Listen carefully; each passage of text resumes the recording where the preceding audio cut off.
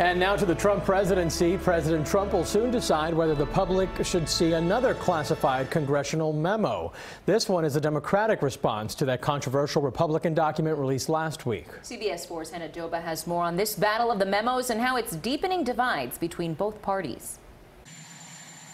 President Trump now has 5 days to release or not release the Democratic response to a Republican memo accusing the Department of Justice and the FBI of abusing surveillance powers in the Russia investigation. We want to make sure that the White House does not redact our memo for political purposes, and obviously that's a deep concern. Congressman Adam Schiff authored the 10-page rebuttal. He believes the House Intelligence Committee's investigation and the FBI probe, led by special counsel Robert Mueller, is inching closer to the Trump administration. There is a rising sense of panic, clearly, within the White House.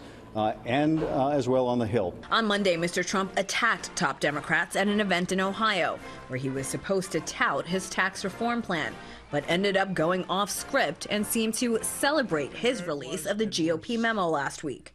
Oh, but did we catch them in the act or what? You know what I'm talking. Oh, did we catch them in the act?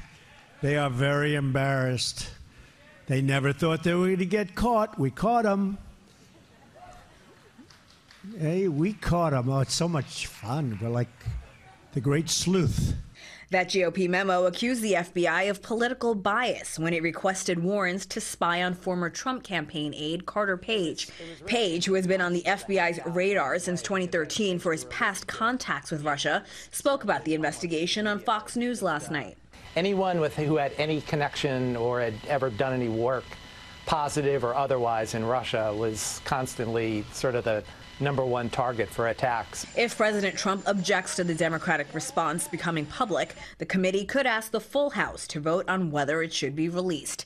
Hannah Doba, CBS News.